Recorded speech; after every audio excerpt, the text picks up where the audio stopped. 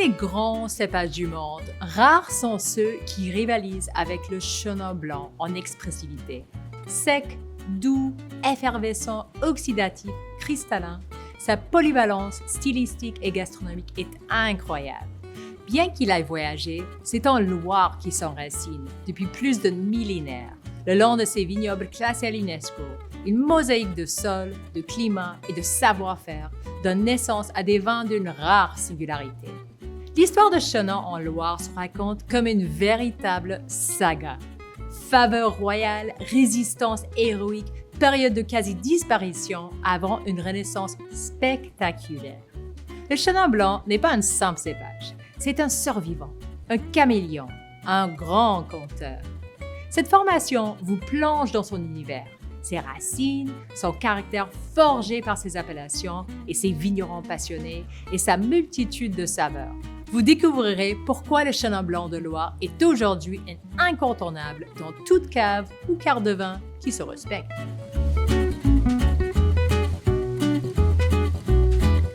Le Chenin blanc a peut-être vu le jour dans le sud-ouest de la France, mais c'est en Loire qu'il s'ancre le plus profondément et durablement. On en trouve des mentions dès le 9e siècle, notamment à l'abbaye de Glanfeuil en Anjou. Le Chenin s'y installe durablement parce qu'il se sent chez lui. Cépage à débourrement précoce et à maturité tardive, il a besoin de longues saisons végétatives pour atteindre tout son potentiel. Le climat tempéré, frais de la vallée, adouci par l'influence atlantique et régulier par la Loire et ses affluents, lui offre précisément ce qu'il lui faut. Une lente et longue maturation idéale pour développer une grande complexité aromatique et une concentration naturelle des saveurs. Cette région lui offre également une incroyable diversité de sols, des schistes de Savenière aux tuffeaux calcaires emblématiques de Saumur et Vouvray, jusqu'aux argiles siliceuses et silex des côtes de Janière. Chaque terroir imprime au Chenin un caractère distinct. Au fil du temps, le cépage a porté plusieurs noms selon les terroirs. Plan d'Anjou, Plan de Brézé, Pinot de la Loire, avant que le nom Chenin ne s'impose comme l'identité forte et commune de ce grand cépage. Sous l'impulsion des comtes d'Anjou, puis d'Henri II Plantagenet, roi d'Angleterre et seigneur d'Anjou, les vins issus de Chenin connaissent un véritable essor, devenant des incontournables dans les cours royales. Mais le Chenin ne séduisait pas que les palais aristocratiques. Rabelais lui-même vantait ses raisins gras, qu'il attribuait à des vertus presque médicinales, un vin qui guérit autant qu'il réjouit. Ainsi, le Chenin s'enracine en Loire, où il révèle toute son identité. Le Chenin blanc se distingue par sa vive acidité naturelle, qui lui permet d'exceller dans une large gamme de styles et de bien vieillir. Effervescent, sec, moelleux, tout lui va. Sa capacité à résister à l'oxydation lui confère complexité et texture au fil des années, tandis que son évolution lente lui offre un potentiel de garde exceptionnel. C'est aussi un cépage miroir. Il reflète avec précision le sol, le climat et le style de chaque vigneron. Chaque appellation lui donne une voix unique. Prenons par exemple les grands liquoreux de Loire. Grâce à sa peau fine, le Chenin est particulièrement sensible à la pourriture noble.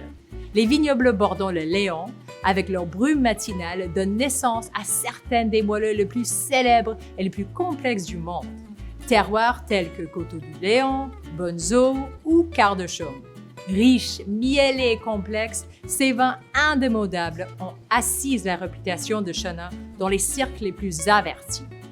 Mais l'histoire du cépage n'a pas été un long fleuve tranquille.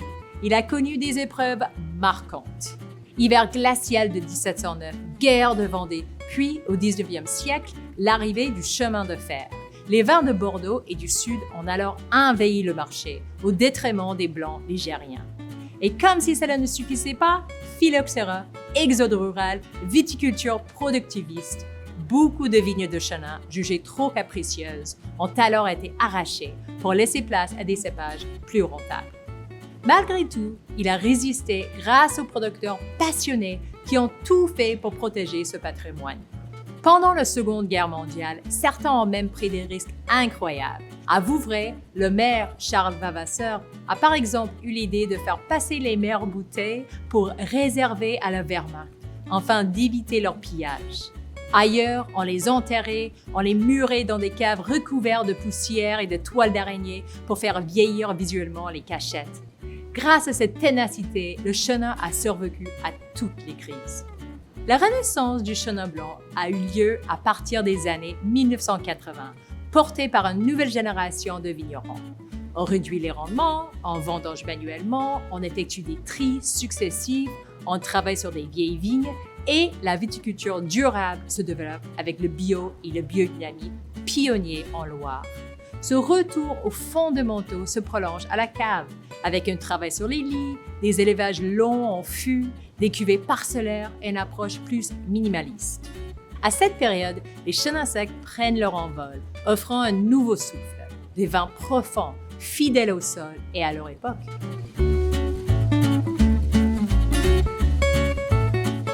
Aujourd'hui, le chenin de Loire est reconnu comme l'un des cépages blancs les plus expressifs au monde, à travers une mosaïque de sols et d'appellations.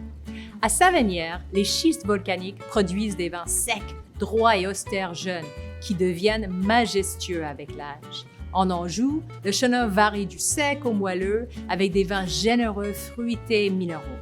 Les coteaux du Léon, Bonneau ou Quart-de-Chaume exploitent le botrytis pour donner naissance à des liquoreux miellés d'une longévité exceptionnelle. À Saumur, le tuffeau crayeux offre élégance et finesse, aussi bien en sec qu'en fine bulle. Vouvray couvre toute la palette, du pétillant au moelleux botrytisé. Janière, petite appellation sur silex, produit des vins tranchants et cristallins.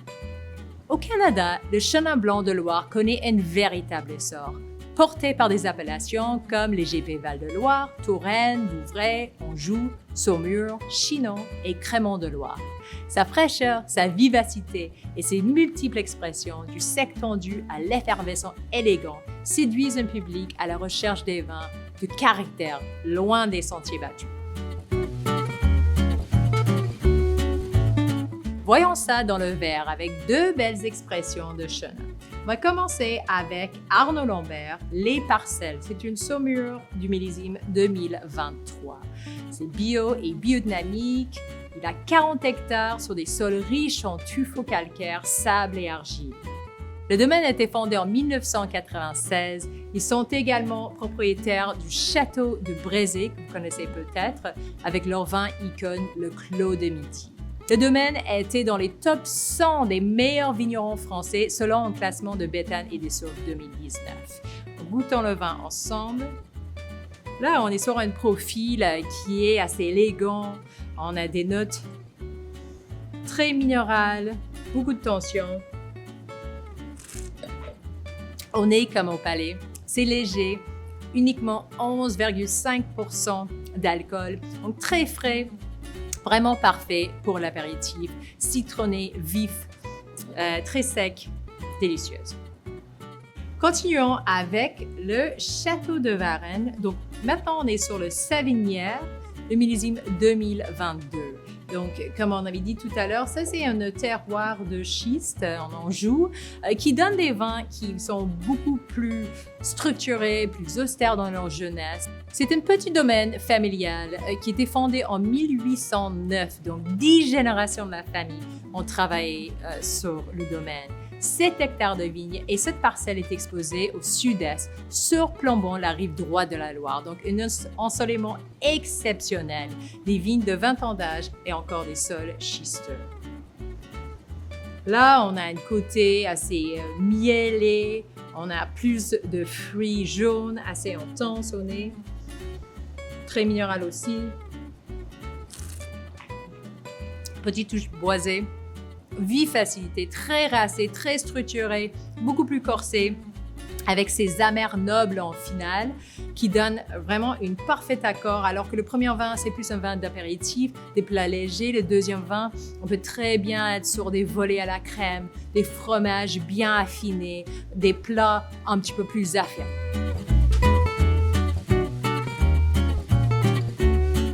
En Loire, le chenin révèle tout son potentiel. Ce n'est pas un cépage comme les autres. Sa diversité n'a pas d'égal et il agit comme un véritable miroir du terroir et un caméléon gastronomique. Il s'adapte à toutes les cuisines. Mais c'est aussi un cépage à l'histoire riche, porté par des vignerons et des négociants engagés, de plus en plus en biodynamie, avec une vraie conscience environnementale. Derrière chaque bouteille, une expression singulière, un terroir, une époque, autant d'histoires racontées à table et une belle occasion de surprendre vos clients.